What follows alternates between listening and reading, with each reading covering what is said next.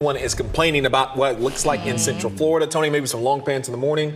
By afternoon, any jacket that you may have had. You're ditching it. Yeah, it's nice. But, you know, the next couple of days, a little more wind and slightly cooler temperatures. Some folks might not be ditching some of their wardrobe there. Just saying. Not going to get cold, but with that breeze, it'll make it feel a little cooler for some. Downtown Oaktown. Right now, we're looking pretty good over towards Lake Eola. There's a setup. Big ridge of high pressure over the Gulf of Mexico. Big storm system cranking up in the northeast. And you're going to hear a lot about a winter storm here in mid to late October over the next couple of days, cranking up out west. No snow here, no cold air here. In fact, the temperatures outside comfortable, upper 70s, low 80s across the board, right about where we should be for this time of the day, this time of the year. Futurecast is hinting at maybe the arrival of a few showers with this steady diet of east winds, and we'll have to watch that. Sometimes the models do a good job with this, and sometimes they rush ahead to bringing in that moisture, and this may be one of those instances. Not seeing anything on the radar as of right now, but room temperature there at 11 o'clock, right around 72, 62 up in Ocala, 70 in Titusville, and in between along the I-4 corridor.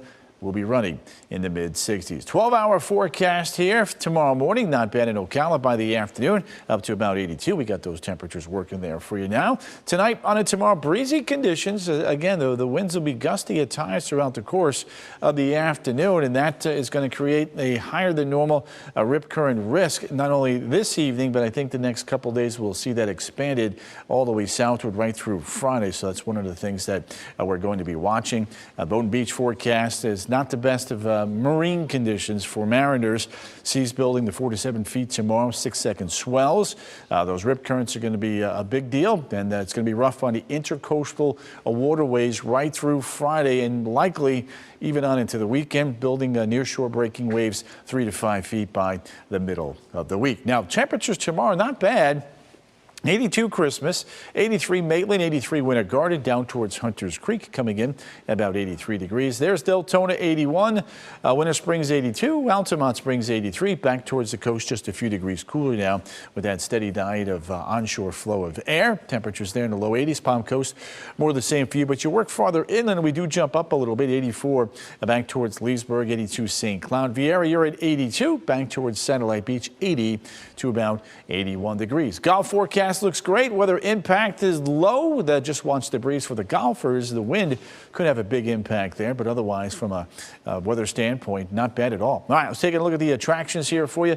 Universal Studios, mid-afternoon high temperature 80. A noticeable breeze out there during the course of the afternoon. Compliments of this big dome of high pressure up to the north. The east winds will be with us through the rest of the work week. We'll be watching that along with some showers that may come ashore from time to time as we look at that midweek forecast there. More concern, though, for mariners, more concern for beachgoers, and that trend will continue Saturday on into Sunday. That stubborn, strong high across the Carolinas and the mid-Atlantic there as we head into the weekend will give us pretty much the same forecast. It's good news. It's a dry forecast, but it does mean that you're going to have to be careful if you've got interest along the coast. Now, UCF, homecoming this weekend against the West Virginia Mountaineers. Early line on this noon kickoff. 77 for the Tailgaters, but kickoff right around 80 degrees, breezy and comfortable. Boy, I'll tell you what, they hung in tough there with the Sooners out there. In fact, should have won that game.